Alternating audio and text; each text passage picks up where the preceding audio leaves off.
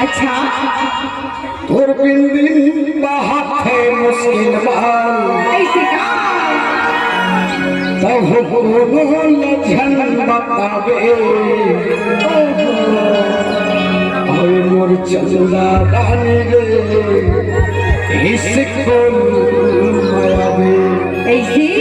आगे नहीं वो जरूर होगा अच्छा जोड़ीदार काकी है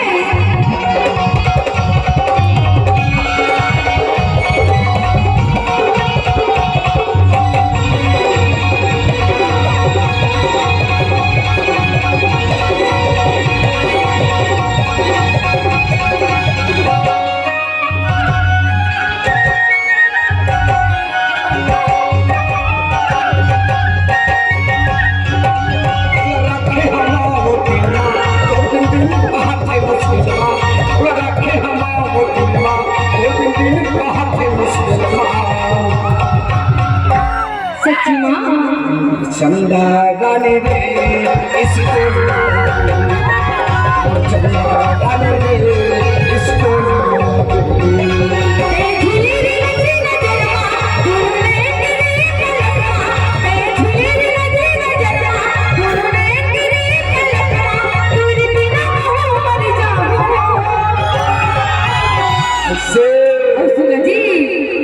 अभी तुम्हें खाओ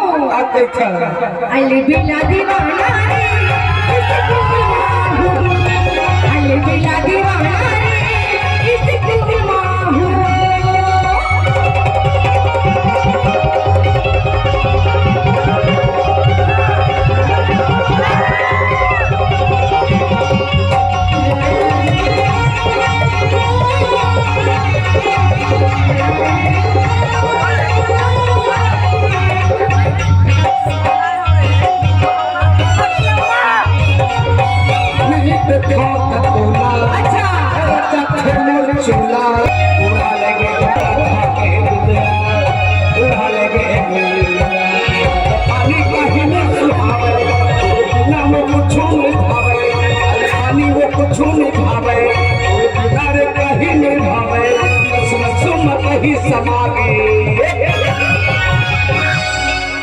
अच्छा तबियत के छोड़ काकी थे और चंदा गाने रे इसको और चंदा गाने रे इसको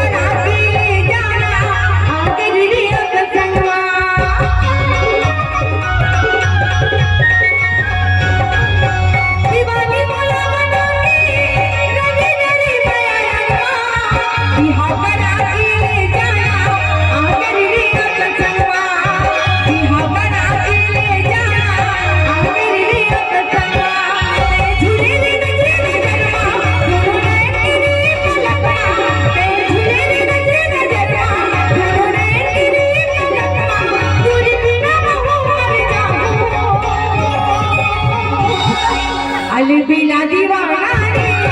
इसको माहू अगर दीवाना रे इसको माहू रखे हमारे पहाड़े में से रखे हमारे पहाड़े में से लक्षण बता दे नहीं बताऊंगा से के छाओ काकी खाएंगे चंदा गाने रे इसको चंदा गाने रे इसको पूरी अगर दीवाना रे इसको